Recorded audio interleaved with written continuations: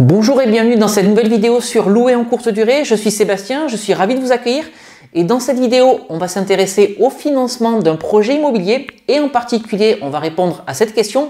Est-ce qu'il vaut mieux passer par un courtier ou directement par un banquier ?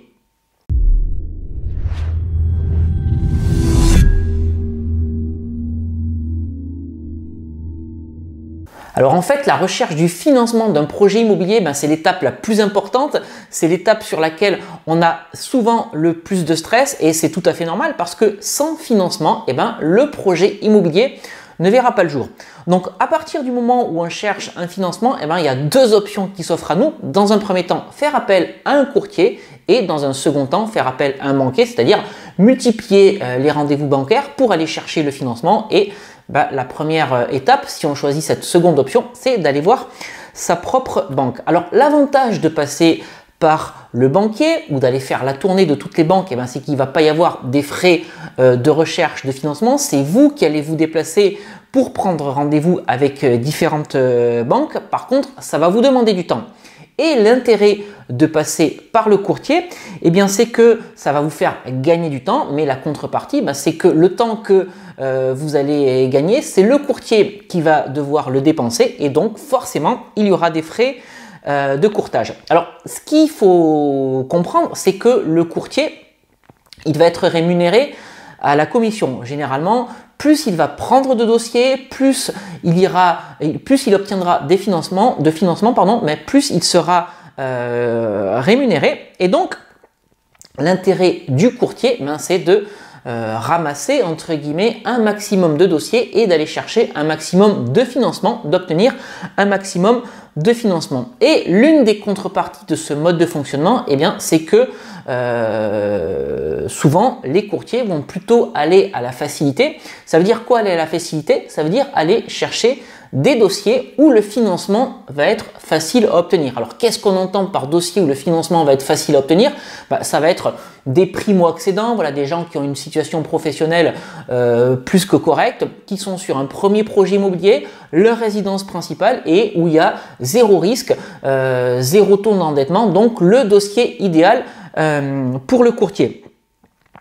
Le dossier un petit peu plus compliqué pour le courtier, ça va être celui de la personne soit qui a un taux d'endettement déjà élevé ou qui a une situation professionnelle un petit peu moins stable. Et donc là, forcément, dans ces conditions-là, la recherche du financement va être un petit peu plus difficile à obtenir.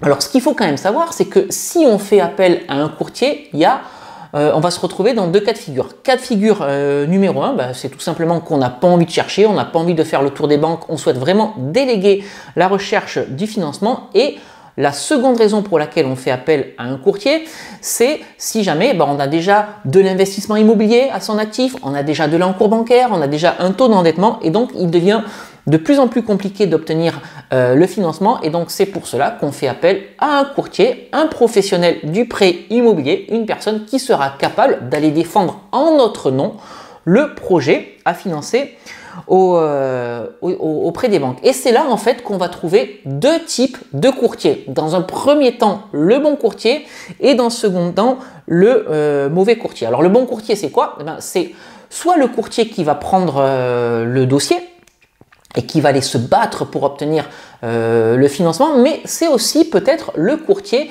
qui a la tête sur les épaules, qui n'a pas envie de vous faire perdre du temps, qui va regarder votre situation et qui va dire, écoutez, monsieur ou madame, moi, ce projet, je ne suis pas capable d'aller le défendre, il y a trop de risques, essayez plutôt d'aller le voir vous-même. Je dis que ça, c'est un bon courtier parce que c'est quelqu'un qui va être franc, qui va être transparent avec vous parce qu'il existe des courtiers également qui vont prendre le dossier, qui vont vous faire croire qu'ils sont capables d'aller chercher le financement et en fait, ils sont incapables d'aller chercher ce financement parce que ce projet est trop dur pour eux. Et donc, le mauvais courtier, puisqu'on en vient maintenant au mauvais courtier, c'est la personne qui prendra même pas le temps de prendre votre dossier entre les mains, qui préférera se contenter de chercher du financement facile, encore une fois, sur du primo-accédant avec d'excellentes situations professionnelles, tout simplement, encore une fois, parce qu'ils sont payés à la commission et donc plus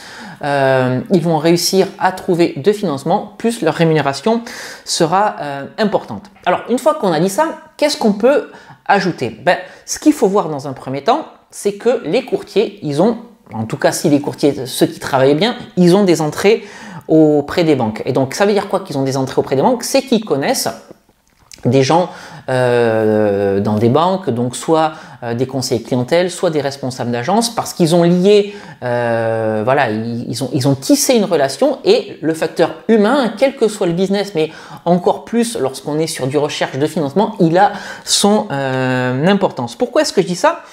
Parce que on sait tous que les banques sont à la recherche de clients, et si le courtier arrive à faire passer 9 excellents dossiers auprès d'une banque, eh bien peut-être qu'il y aura un jeu de négociation entre la banque et le courtier arrivera à convaincre la banque d'accepter un 10e dossier un peu moins bon, parce qu'il y a eu quand même 9 entrées de clients à fort potentiel dans la banque. Donc le deal entre le courtier et le banquier, ce sera: ok, je t'ai passé 9 excellents dossiers pour qu'on puisse continuer à travailler ensemble. Et ben voilà, la contrepartie, c'est que je te demande de me faire le financement de ce client ou de ce projet immobilier qui est un petit peu moins bon, ou en tout cas qui ne rentre pas dans les cases. Donc tout ça reste un jeu de négociation. Alors ce que je voulais également préciser, c'est que le courtier, généralement, il sera capable de proposer des taux meilleurs, alors légèrement meilleurs que ce que pourront vous proposer les banques. Et donc il y a énormément de personnes qui se basent uniquement sur ce taux, et c'est ce que je faisais également au moment où j'ai démarré à investir dans l'immobilier. J'allais chercher la banque qui proposait le taux le meilleur, même si je devais gagner 0,1%. Ça, c'est pas quelque chose que vous devez considérer, parce que le taux, c'est ce que je vous dis régulièrement, c'est pas quelque chose de vraiment important, c'est pas ça qui va changer le montant de la mensualité de votre prêt, c'est pas ça qui va faire que votre opération elle est rentable ou elle est pas rentable. Donc voilà, ne perdez pas de temps à essayer d'aller chercher le courtier ou la banque que va vous proposer le courtier qui vous proposera le meilleur taux. L'essentiel, ça reste d'obtenir le prêt immobilier.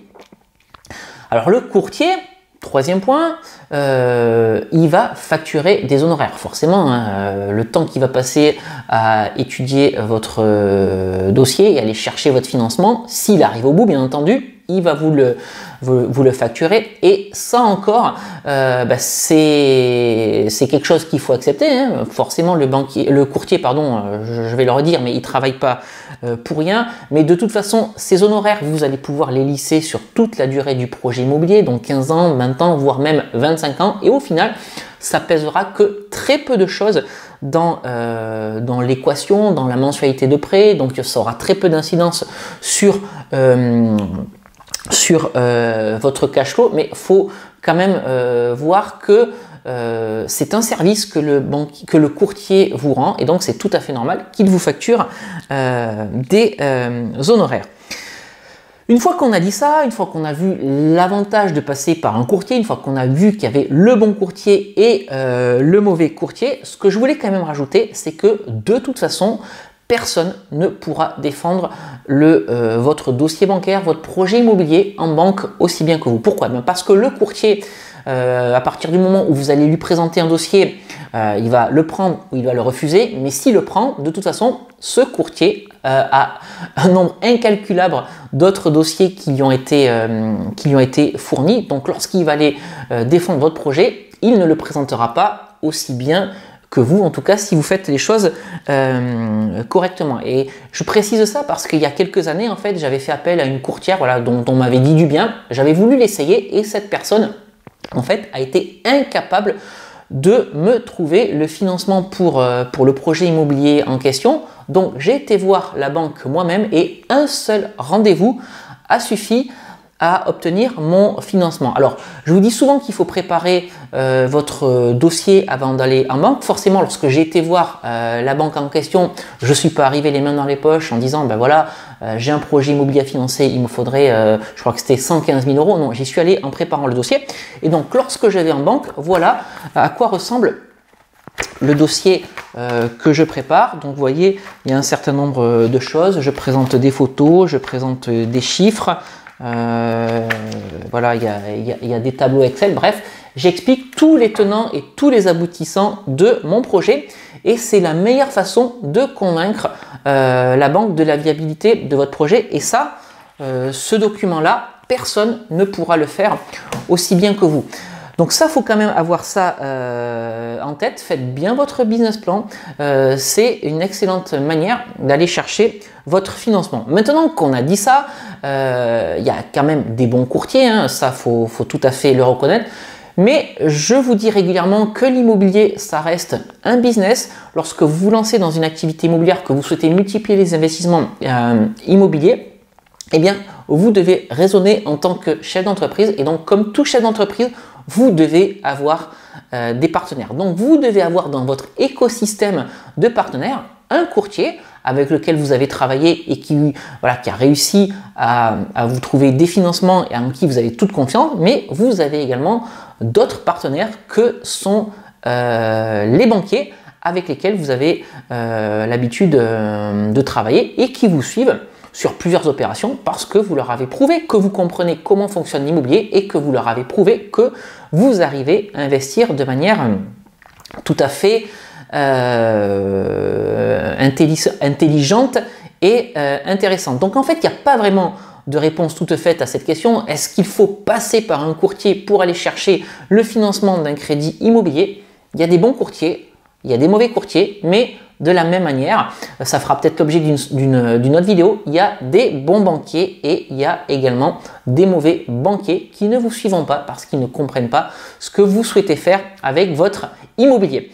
Donc voilà ce que je voulais partager aujourd'hui dans cette vidéo avec vous. Donc n'hésitez pas à m'indiquer vous aussi dans les commentaires si vous faites plutôt appel à un courtier, si vous allez plutôt voir votre banque. N'hésitez pas non plus à m'indiquer si vous produisez des business plans comme celui que je vous ai montré dans cette vidéo, si ce sont des choses qu'apprécie votre banque. Voilà, c'est intéressant de savoir quelle est votre démarche pour obtenir le financement. Si cette vidéo vous a plu, n'hésitez pas à la liker, n'hésitez pas non plus à la partager. Si vous souhaitez en savoir plus sur l'immobilier et sur la location courte durée, n'hésitez pas à vous abonner à cette chaîne YouTube pour être informé de la publication de toutes mes nouvelles vidéos. Et puis si vous n'avez pas encore fait, je vous invite à télécharger les 2 e-books que j'ai rédigés, Convaincre la banque, mode d'emploi et doubler son salaire avec la location courte durée. Dans le premier e-book, je vous explique comment grâce à la location courte durée, vous pouvez vous créer une rente de plusieurs centaines d'euros immédiatement avec un seul projet immobilier. Et puis dans le second e-book, Convaincre la banque, je vous explique justement comment présenter votre dossier bancaire à votre banquier. Et c'est d'ailleurs dans cet e-book qui est repris tout le chapitrage de ce business plan. Pour télécharger ces 2 e-books, vous cliquez sur le petit i qui apparaît en haut à droite de cette vidéo. Et puis si vous vous trouvez sur YouTube, vous avez les liens d'accès à ces 2 e-books dans la description qui se trouve juste en dessous. Je vais vous quitter ici pour aujourd'hui et on se retrouve très prochainement pour une nouvelle vidéo sur louer en courte durée. Je vous dis à très bientôt. Ciao!